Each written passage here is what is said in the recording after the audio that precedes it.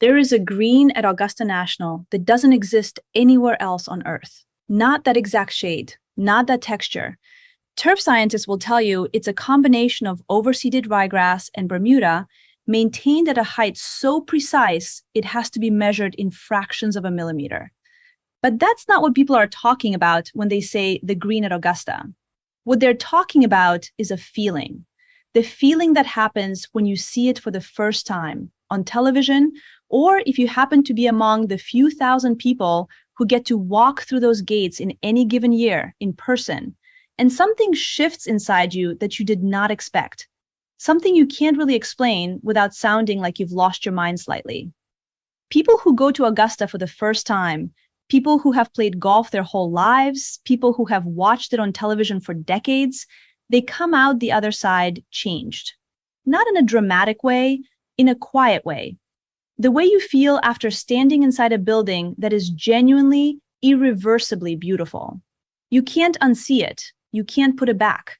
That's what we're talking about today. Augusta National, the Masters, the most obsessed over 365 acres on the surface of this planet. And why this week, right now, with the best golfers on earth walking those fairways, it does something to people that no other sporting venue on earth can do. Here's what you need to know about Augusta National before anything else. It was designed from the beginning to be this way. Nothing about Augusta is accidental. Not the color of the grass, not the placement of the grandstands. They're called patron stands, by the way, because Augusta National doesn't have spectators, they have patrons. Because this is a place that treats the difference between a word and a feeling as something worth taking seriously. Not the silence, not the flowers, certainly not the flowers. Amen Corner, the famous stretch of holes 12, 13, and part of 11, tucked into a curve of Rays Creek with azaleas blooming in colors that look like they were selected by someone with an extremely specific idea of what beauty should be, Amen Corner was not a lucky accident of geography. Bobby Jones and Alister MacKenzie walked that land in 1931, and they knew exactly what they were doing. Bobby Jones, you need to understand who this man was. He was the greatest amateur golfer who ever lived. The only person to complete the Grand Slam, winning all 4 major championships in a single year in 1930, which was when the majors were different tournaments, but the feat was no less extraordinary. He retired from competitive golf at 28 because there was nothing left to win and no one left to beat. And then he decided to build a golf course. Not a golf course, the golf course. The golf course he had always wanted to play. The most beautiful, the most challenging, the most perfect place he could imagine to play the game he loved. He found 365 acres of former plant nursery in Augusta, Georgia, which is why, to this day, every hole is named after a plant or flower, because the trees and shrubs were already there. And he brought in Alister MacKenzie, the greatest golf course architect in the world, and they spent 2 years designing what would become Augusta National Golf Club. MacKenzie died before the course opened. He never saw a Masters tournament played on his creation. He died in 1934, 4 months before the first Masters, and Bobby Jones wrote about it later with a grief that you can feel across 90 years. MacKenzie knew what they'd built. Jones knew, but MacKenzie never got to see what it became. What it became is this: the most watched golf tournament on Earth. A major championship so distinctive in its identity that it doesn't need to be called the Masters at Augusta National. It's just the Masters. You say the Masters, and every golfer on Earth knows exactly what you mean. And here's the thing. Here's what I keep coming back to. The Masters is not actually the most prestigious golf major by some measures. It's the youngest of the 4. The Open Championship, what Americans call the British Open, which drives Europeans slightly crazy, is over 150 years old. The US Open is nearly as old. The Masters only started in 1934. By seniority alone, it shouldn't have the weight it has, but it does. It has more weight than almost any sporting event on Earth. And the reason is Augusta. The reason is always Augusta. You watch the Masters on television, and something happens to you that doesn't happen when you watch any other tournament. And if you are someone who doesn't play golf, if you are someone who has dismissed this sport your entire life as too slow, too elitist, too boring, I want you to try something. At some point this week, find 30 minutes. Sit down with a good screen and watch the coverage from Augusta National with the sound turned up. Not the commentary necessarily, just the sounds. The crowd, who are famously the most hushed, most respectful gallery in any sport, because Augusta's patrons know something about how to watch this game. The birds, Rays Creek. And then just look at what's in front of you. The green, the azaleas, the shadows on those fairways that look like they were painted by someone who took too many art history classes. The way the light falls at Augusta is unlike the light anywhere else. I don't know how to explain that. Photographers have tried to explain it for decades. The answer, as best anyone can work out, is that Augusta National has something like 30,000 trees planted with the same obsession that MacKenzie and Jones brought to the fairways. And the tree canopy creates a quality of light that television cameras genuinely struggle to capture. What you see on screen is beautiful. What it actually looks like in person is reportedly something else entirely. People have been trying to describe what it's like to walk through the gates at Augusta for the first time since 1934. The most common thing they say is, "It's smaller than I expected." The course looks enormous on television. In person, the scale is intimate. You can see multiple greens from most places on the course. You can hear applause from 5 holes away. The whole thing fits in 365 acres, which is less land than many public parks in mid-sized cities, and yet it feels larger than anything you've ever stood in. That's design. That's what 90 years of obsessive maintenance and adjustment look like. Augusta National is not the course that MacKenzie and Jones built in 1934. It's been lengthened, redesigned, adjusted dozens of times. When the pros started hitting the ball further, Augusta got harder.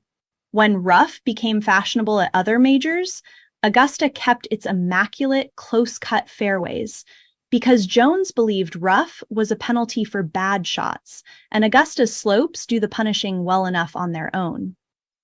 Every decision about this place has been made by someone who cared about it with an intensity that most people reserve for things that actually matter. Augusta National has a membership waiting list that is, depending on who you ask, either 20 years long or infinite. Nobody knows exactly because no one who knows will say, which is very on brand. The membership is around 300 people. No one announces who is or isn't a member. The club issues no press releases. There is no public website with membership information. When a new member joins, the club doesn't say so. When someone leaves, because they retire or because they die, or because of one of the rare hushed scandals that have punctuated the club's history, the club doesn't say so either. Augusta National exists in a kind of permanent, unflappable dignity that has somehow survived every controversy that's ever touched it. And there have been controversies. The club didn't admit Black members until 1990. It didn't admit women until 2012. Both of those facts are ugly. Augusta's defenders will say the club has changed. Its critics will say, not fast enough. Both of these things can be true simultaneously. What doesn't change is what Bobby Jones built. The place itself, the fairways and the azaleas, and that specific green and Amen Corner in April. Let me tell you about Amen Corner. The name was coined in 1958 by a writer called Herbert Warren Wind, who used it in Sports Illustrated to describe the part of the course where that year's Masters was essentially decided.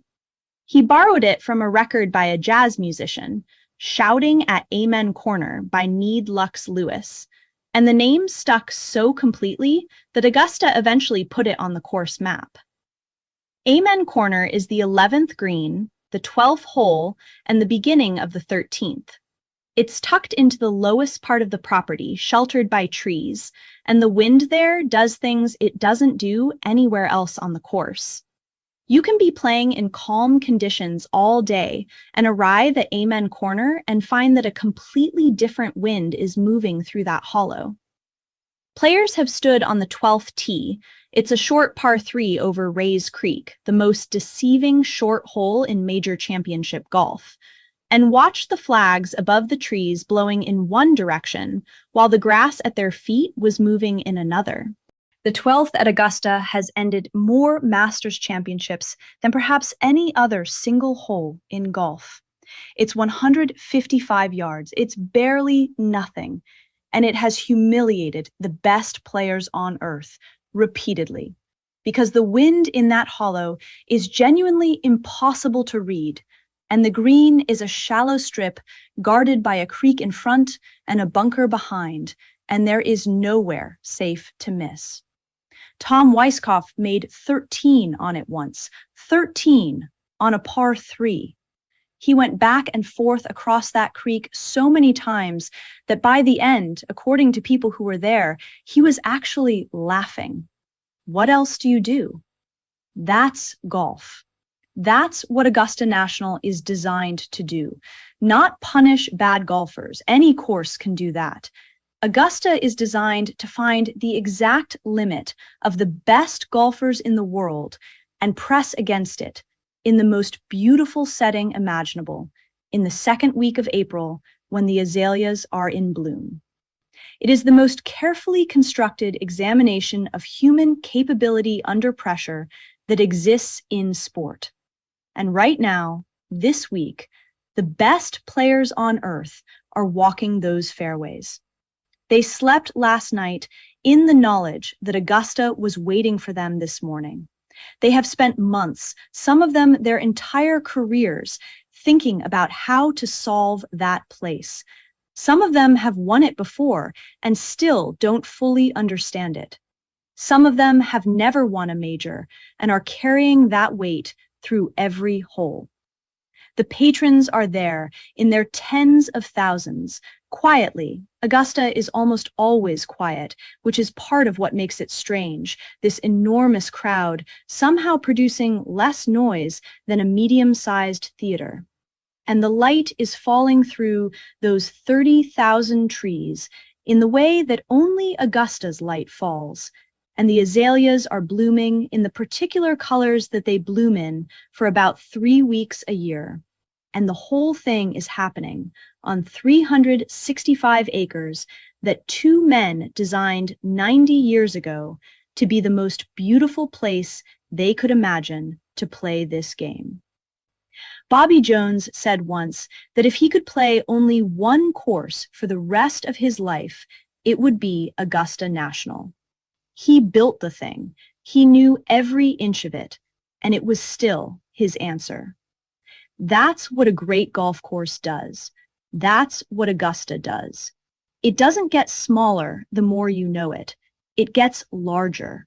The more you understand about it, the history, the design, the decisions that were made over 9 decades to make it what it is, the more it gives you.